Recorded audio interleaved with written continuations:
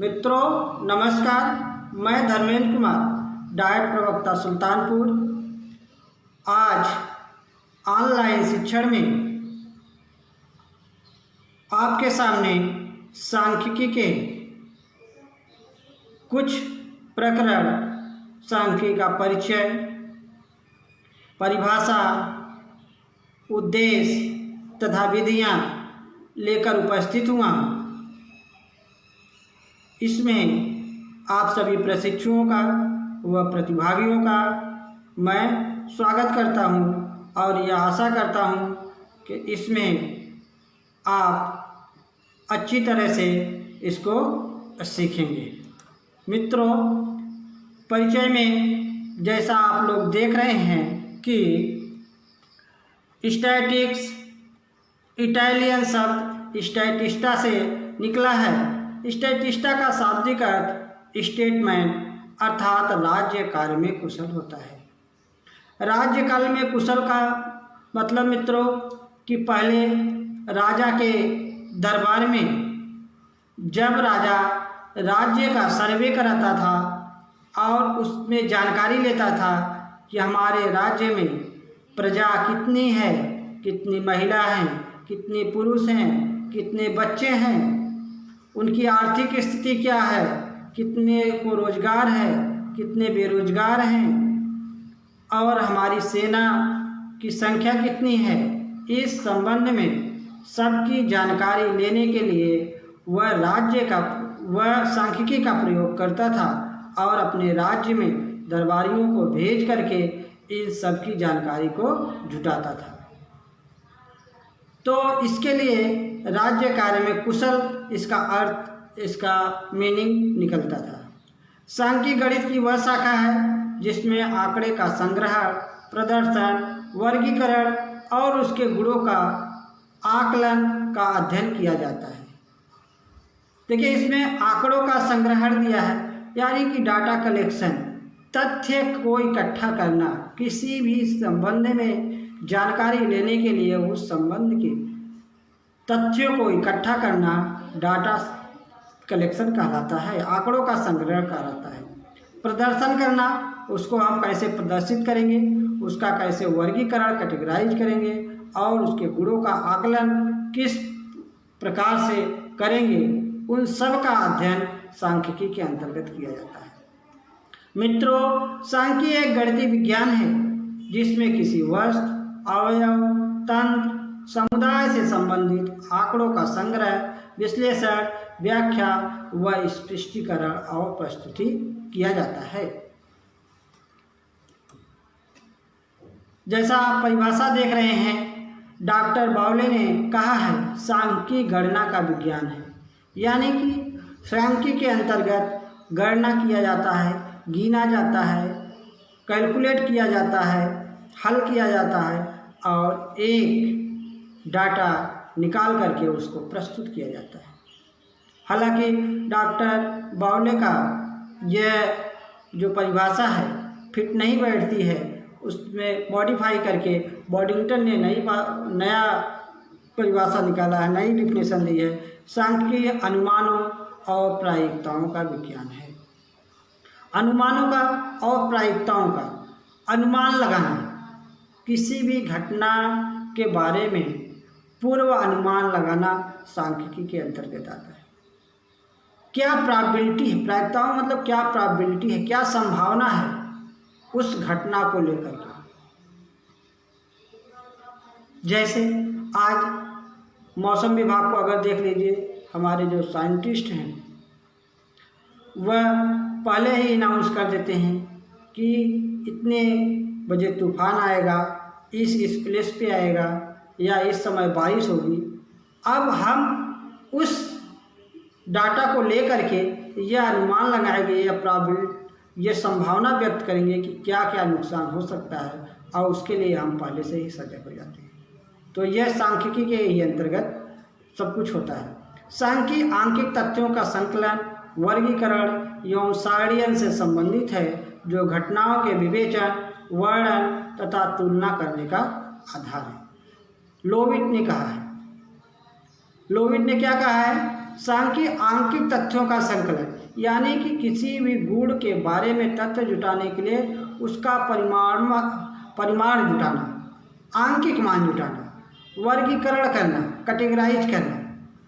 जैसे मान लीजिए हमें प्राइमरी एजुकेशन के बारे में डाटा कलेक्ट करना है और प्राइमरी एजुकेशन में संशोधन करना है कि बच्चों में अचीवमेंट क्यों नहीं आ रही है, इतनी उदासीनता क्यों है।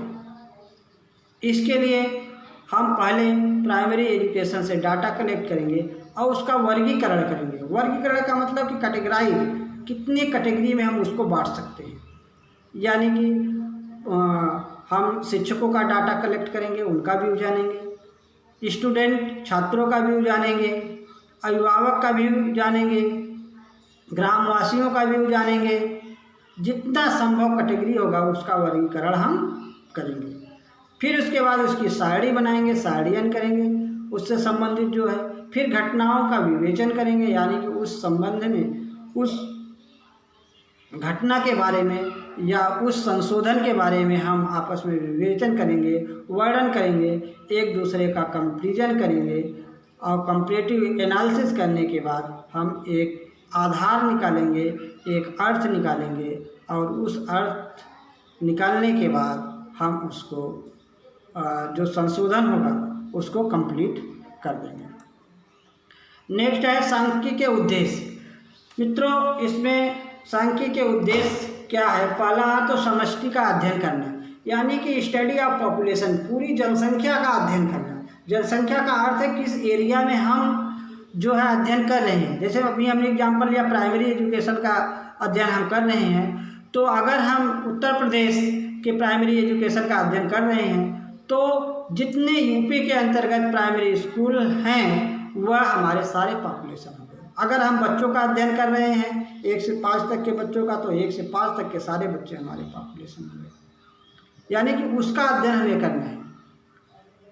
और उतना बड़ा अध्ययन हम नहीं कर पाते और ऐसा संभव नहीं है, तो उसके लिए जो समष्टि होता है, जो पॉपुलेशन होता है, उसमें से हम सैंपल निकाल लेते हैं और कुछ सैंपल निकाल के कुछ सिलेक्ट कर लेते हैं सैंपल, और उस सैंपल पे हम अपना अध्ययन करके, अपना रिसर्च कर करके उसको जो रिजल्ट आता है उसको जनरलाइज करके उसको हम उसमें कंप्लीट कर देते हैं।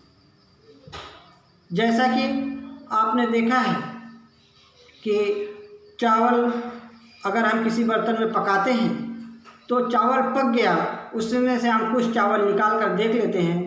इससे पता लग जाता है कि हम जान जाते हैं कि वह चावल पूरा पक गया है। तो जो कुछ चावल हम निकालते हैं वह हमारा सैंपल है।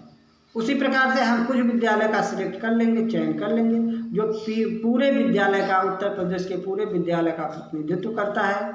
उसके आधार पर हम जो रिजल्ट निकालेंगे, जो संशोधन करेंगे, उसको सभी विद्यालय पर प्रशासित कर देंगे, यानी कि लागू कर देंगे। दूसरा है विक्षेपण तथा उसके कारणों का अध्ययन। विक्षेपण का मतलब होता है वेरिएशन। वेरिएशन का मतलब होता है कि बदलाव, क्षण प्रतिक्षण बदलना। कहने का मतलब यह है मित्रों कि जैसे मान लीजिए हमारे पास ऑनेस्टी है, ईमानदारी है। ईमानदारी कभी कभी समय समय पे प्लेस टू प्लेस वह बेईमानी में भी बदल जाती है। हम कभी ईमानदार हो जाते हैं, कभी बेईमान, यानी कि यह जो हमारा गुण है वह वैरी करता है, चेंज होता रहता है, बदलता रहता है। झूठ बोलना, सही बोलना, ये भी बदलता रहता है। तो जो ये वेरिएशन हो रहा है, जो ये चेंज हो रहा है, उस चेंज को, जैसे मान लीजिए कोई मेथड हमने अप्लाई किया प्राइमरी एजुकेशन पे, वह कुछ दिनों तक तो लागू होगा और उसके बाद वह फिर वैरी हो जाएगा, क्योंकि वह उसमें उदासीनता आ जाएगी और उससे बच्चे नहीं पढ़ पाएंगे। यह वेरिएशन होता है, यानी कि जो समय टू समय, प्लेस टू प्लेस चेंज होता रहे। तो इसका अध्ययन भी, उसके कारणों का अध्ययन भी सांख्यिकी के अंतर्गत करते हैं। समंकों का संक्षिप्तीकरण का अध्ययन, जो डाटा होता है उसको समराइज करना, समराइज करके और उसका रिजल्ट निकालना, रिसर्च करके उसका एक कंक्लूजन निकालना, समराइज करना, ही भी सांख्यिकी के अंतर्गत आता है। जितने भी डाटा का हम कलेक्शन करते हैं उस डाटा को हम वर्गीकरण करते हैं, टैबुलेशन करते हैं, उसके बाद उसका विश्लेषण करते हैं, उसके बाद समराइज करते हैं और समराइज करने के बाद एक रिजल्ट पे हम पहुंचते हैं। नेक्स्ट है मित्रों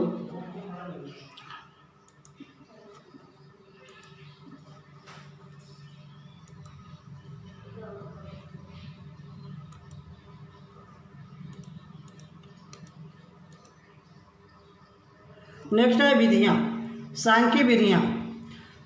इसमें मित्रों सांख्यिकी विधियाँ वे होती हैं जिनके द्वारा अनेक कारणों से प्रभावित समंकों का संकलन करके उनका इस प्रकार विश्लेषण किया जाता है कि उन समंकों का भाव आसानी से समझ में आ सके, उनकी तुलना की जा सके, उनसे कोई निष्कर्ष यदि संभव हो तो निकाला जा सके। ये विधियाँ निम्नलिखित हैं। इसमें हमने देखा कि सबसे पहले इसको हम स्टेप भी कह सकते हैं कि एक जो रिसर्च का या कह लीजिए जो सांख्यिकी का अध्ययन है वह उसका एक ये स्टेप भी है। सबसे पहला स्टेप या विधियां हैं समंकों का संकलन, यानी कि डाटा का कलेक्शन करना। जो भी हम अध्ययन कर रहे हैं उसके संबंध में जानकारी जुटाना, उनके तथ्यों के संबंध में आंकिक जानकारी जुटाना समंकों का संकलन कहलाता है। वर्गीकरण करना, उसको कैटेगराइज करना, अलग अलग कैटेगरी में बांट देना। जैसे हमने अभी पहले बताया कि हम पुरुषों का, महिलाओं का वर्गीकरण कर सकते हैं, अलग अलग कर सकते हैं, या कह सकते हैं जो छात्र हैं, हमारी जो छात्र हैं, छात्राएं हैं, अध्यापक हैं, अध्यापिकाएं हैं, गार्जियंस हैं, उन सब में हम वर्गीकरण कर सकते हैं और करके हम अध्ययन कर सकते हैं। इसके बाद तीसरी विधि है सारणीयन करना, यानी कि उसकी सारणी बनाना। जितना हम कैटेगरी किए हैं उतनी कैटेगरी को सारणीबद्ध करके उसको हम अलग अलग उसका कंक्लूजन निकालते हैं। इसके बाद है प्रस्तुतिकरण करना, उसको हम प्रस्तुतिकरण करते हैं, प्रेजेंट करते हैं और लास्ट में उसका विश्लेषण करते हैं। और विश्लेषण करने में यह हम विश्लेषण करते हैं कि जो हमने अध्ययन किया है वह तार्किक ढंग से सही है कि गलत है, कितना फिट बैठ रहा है, कितना उसको हम लागू कर सकते हैं, और वह सही है कि गलत है उसको हम उस पर लागू कर सकते हैं। धन्यवाद मित्रों, थैंक यू।